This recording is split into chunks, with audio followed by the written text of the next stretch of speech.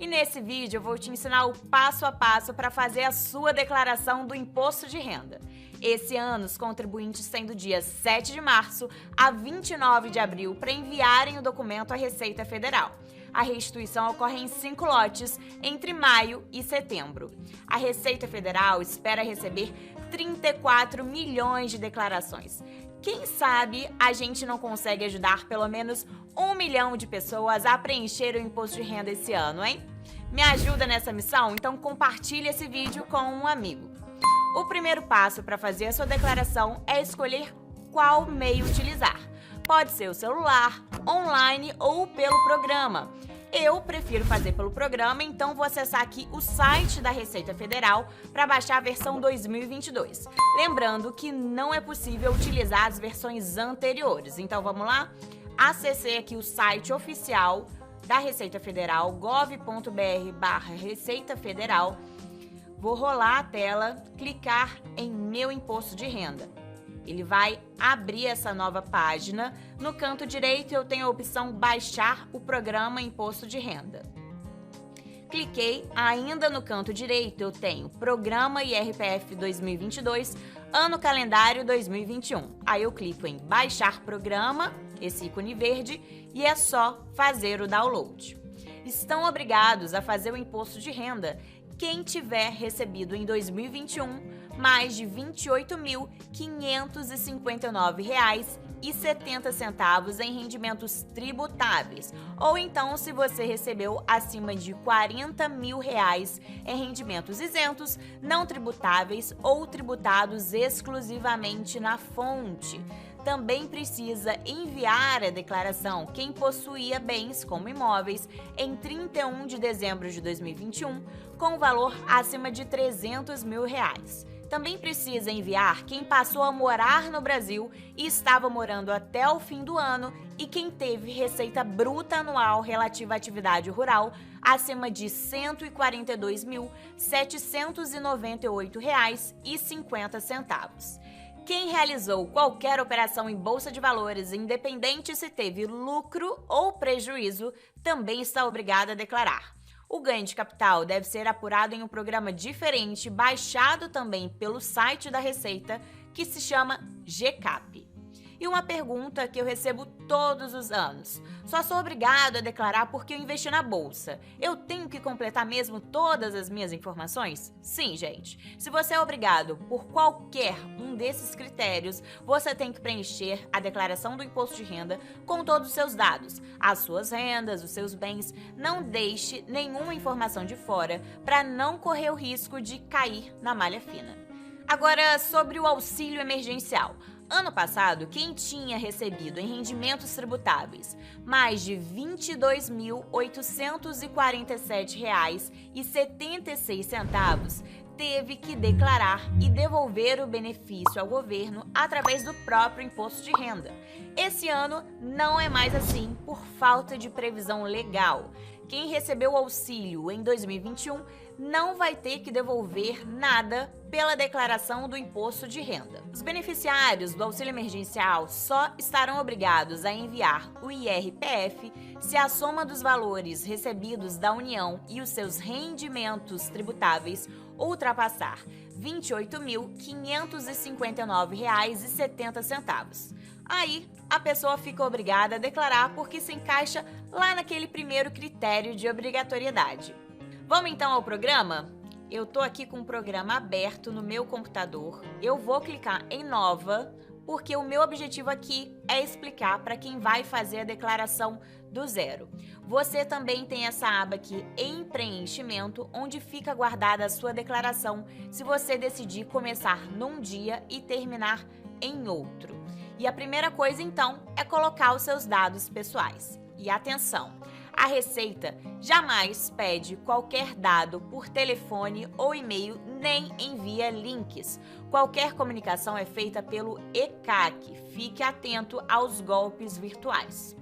Vamos lá, então? Cliquei em Nova, Declaração de Ajuste Anual. Vou iniciar declaração em branco e vou colocar aqui um CPF fictício só para a gente fazer a nossa simulação. Coloquei o CPF dela, preenchi o nome, cliquei em OK. E aí, eu começo a minha declaração. Primeira aba, identificação do contribuinte. Aqui eu tenho que preencher as outras informações, como, por exemplo, data de nascimento, título eleitoral, se houve alguma alteração de dados cadastrais, se possui cônjuge, um título eleitoral, não possui cônjuge, não houve alteração. Aqui seria para colocar o endereço. Lá embaixo, eu vou colocar que ela é uma empregada do setor privado e vou procurar aqui. Pronto.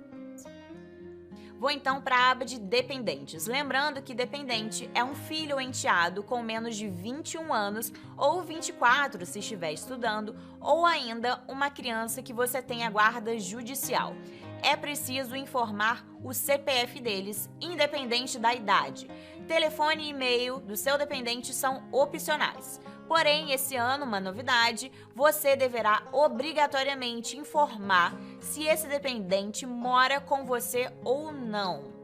Outra coisa muito importante é acrescentar os rendimentos desse dependente, seja fruto de um estágio ou de um trabalho informal. Agora, se a renda dele for alta, cabe a você avaliar se é interessante ou não acrescentá-lo, porque às vezes o imposto a pagar supera a dedução oferecida. Vou colocar aqui um filho, vou colocar um CPF.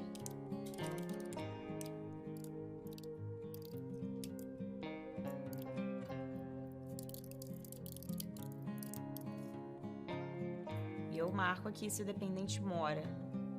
E aqui ele já me mostra também, essa atualização não tinha nas outras declarações, o total que eu vou ter de dedução ao acrescentar esse dependente.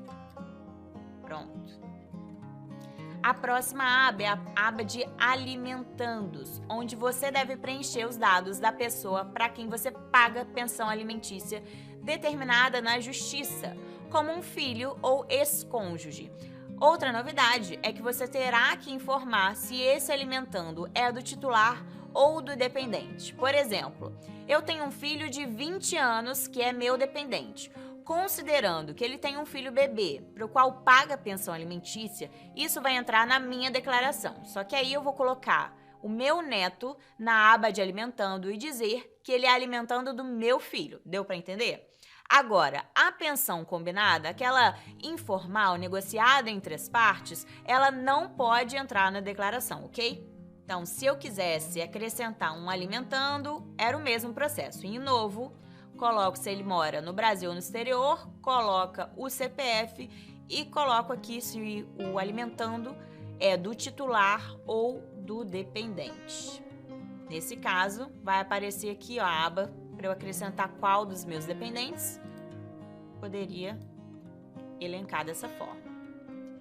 Próxima aba, rendimentos tributáveis recebidos de pessoa jurídica. Aqui entra tudo que você recebeu ao longo do ano passado, como salário, férias, 13º, gratificações. Se você mudou de emprego, vai ter que fazer aqui 2 entradas, porque as empresas têm CNPJs diferentes. Então, vou fazer uma simulação aqui para vocês. Vou colocar aqui como CNPJ da minha fonte pagadora esse número fictício.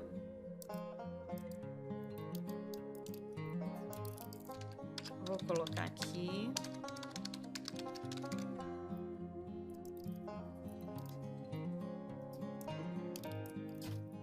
Imposto retido na fonte. 13º salário.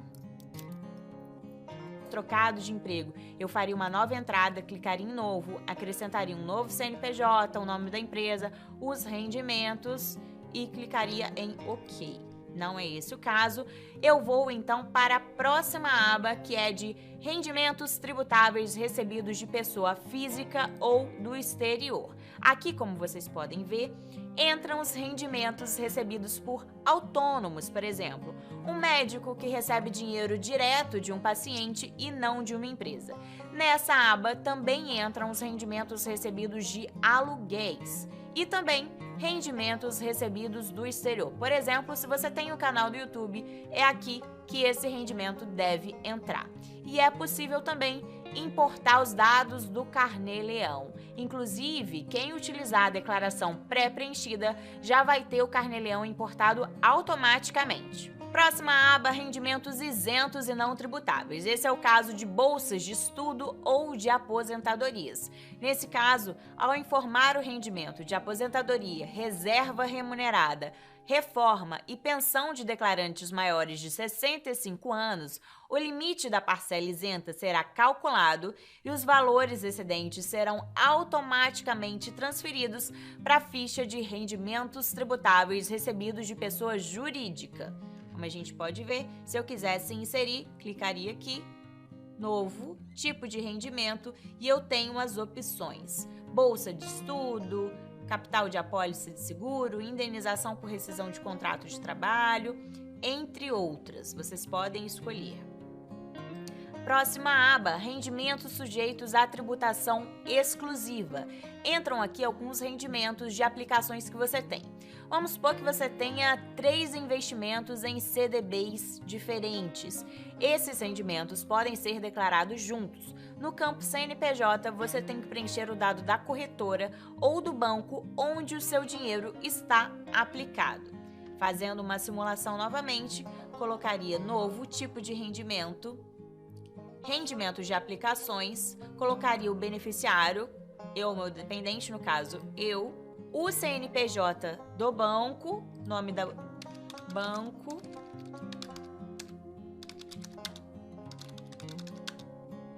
dinheiro alto, colocaria aqui os rendimentos. Vamos supor que eu tive R$ 1.200 de rendimentos. Ok. Pronto, já acrescentei os rendimentos desse meu investimento. Vou para a próxima aba, que são rendimentos tributáveis de pessoa jurídica, imposto com exigibilidade suspensa. O que é isso? É um campo para você declarar um dinheiro que está numa disputa judicial, ou seja, o dinheiro que é seu por direito, mas que você ainda não recebeu. Por exemplo, fruto de alguma ação trabalhista. A próxima aba aqui que a gente vai ver são os rendimentos recebidos acumuladamente. É aquele dinheiro que você recebeu de uma vez só. Se eu tenho, por exemplo, um inquilino que estava me devendo aluguel há meses e pagou tudo de uma única vez, eu vou colocar aqui. Assim, a Receita tributa de uma forma diferente, por entender que você não recebeu uma bolada do nada, mas que esse valor é relativo a um longo espaço de tempo. Então, vou fazer uma simulação, vou clicar em Novo, marco, que é exclusiva na fonte, coloco o CPF, no caso do meu inquilino, nome dele e os rendimentos. Depois, só apertar OK. Vou voltar aqui só para vocês verem que tem aqui embaixo a quantidade de meses. Então, vamos supor que ele estava me devendo 5 meses de aluguel, vou colocar 5 e vou apertar OK. Próxima aba, então, que a gente tem, imposto pago ou retido, é todo tipo de imposto que eu já paguei ao longo do ano passado. Eu preencho aqui para a Receita não me cobrar 2 vezes. Na aba de pagamentos efetuados, eu coloco todas as despesas, com médico, plano de saúde, educação minha ou dos meus dependentes. É importante guardar o recibo de tudo por 5 anos, porque esse é o prazo máximo para a conferência. Se forem despesas com balé, curso de inglês, por exemplo, você não pode colocar aqui, tá? Não é válido. Para gastos com educação, só valem despesas de escola, faculdade e especialização. Se eu fui num médico particular e paguei a consulta, peguei reembolso com plano de uma parte, na coluna de pagamento efetuado eu vou colocar R$ 200 e na coluna de valor reembolsado eu vou colocar R$ 80. Então vamos lá.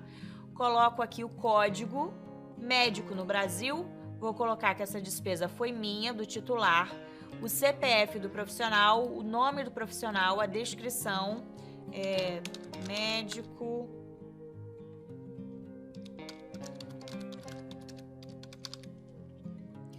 valor pago e o valor reembolsado. Pronto.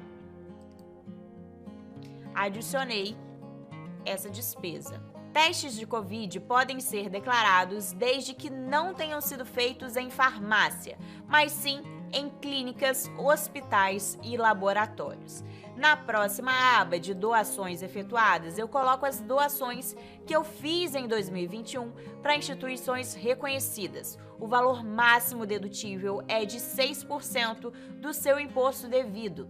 Mais uma vez, se eu ajudei alguém da família, fiz alguma outra doação informal, isso não entra aqui. Aqui a gente tem um campo também bem específico de doações feitas diretamente na declaração.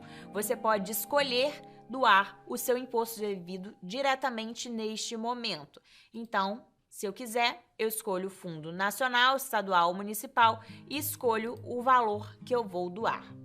Próxima aba, aba de bens e direitos, você tem que colocar todos os bens que você tem, como casa, carro próprio, saldo disponível na sua conta em 31 de dezembro, os valores que você tem investido. Essa aba é para todos os seus patrimônios, inclusive se você investe em criptomoedas. A novidade desse ano é que, para facilitar o preenchimento, houve um agrupamento de códigos, com a exclusão de 9 e a criação de outros 13 códigos. Então, eu vou escolher o código e colocar a descrição lá embaixo. Vocês vão ver o que eu vou fazer. Novo, escolho o grupo Bens Imóveis. Eu vou escolher o código, é um apartamento que eu tenho. Vou colocar aqui o IPTU, a data de aquisição.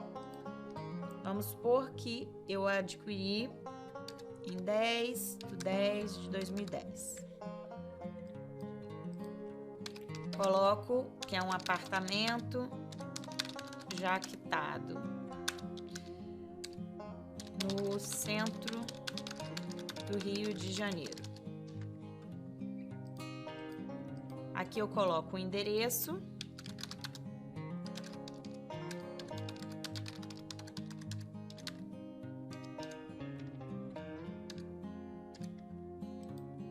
Número,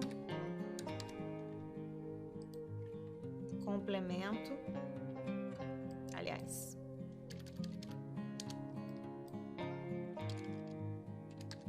complemento ao número do apartamento, né? Bairro,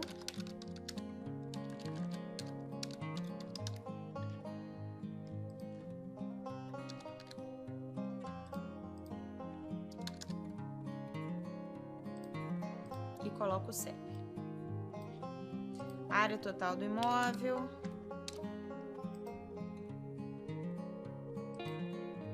Coloco a matrícula do imóvel, situação em 2020. Coloquei que é um imóvel já quitado, vou colocar um valor de 300 mil.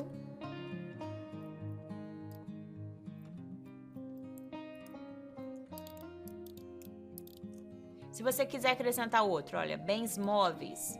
Você tem a opção do veículo, que aí você pode colocar o seu carro, joia, outros bens.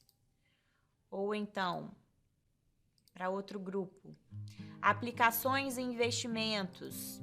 Essas aplicações entram poupança, títulos públicos, títulos isentos. Se eu colocar aqui a poupança, outra novidade interessante, eu vou colocar que a poupança é minha.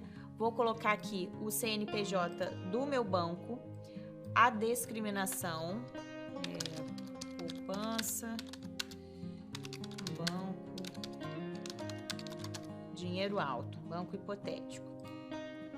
Aqui eu escolho o número do banco, código, né, do banco, coloco a informação da agência, conta, código e olha só que novidade bem bacana. Rendimento, informar o rendimento isento. Antigamente, você tinha que informar isso em outra aba, então gerava uma confusão. Para facilitar, agora a Receita colocou diretamente nessa aba. Então, você coloca o seu bem, no caso, a poupança. Aqui eu vou colocar o saldo que eu tenho. Vamos supor que eu tenho 10 mil reais guardados na poupança. Então, eu vou colocar aqui 10 mil. E a situação em 2021 foi... tinha 12 mil. Só que isso aqui eu fiz uns depósitos, mas ele também rendeu. Supondo que ele rendeu R$300, vou colocar aqui R$300, ok, e ele já joga lá para aquela aba de rendimentos isentos e não tributáveis. Então, facilita bastante o preenchimento. Se o seu apartamento está financiado, o valor a ser declarado não é o valor total, mas o que você pagou até o momento. Se você deu 80 mil de entrada, o valor do imóvel vai ser R$80 mil, mais os gastos com a legalização, escritura, despachante, certidões e com as parcelas até o fim de 2021. Agora, se você possui uma casa comprada há muitos anos, o valor a ser declarado é o mesmo valor pago, mesmo que o imóvel tenha se valorizado ao longo do tempo. Só vai mudar quando você vender. O que pode acrescentar é o valor gasto com obras, desde que você tenha a comprovação, os recibos e as notas fiscais. Outra coisa, ano passado houve um acontecimento atípico.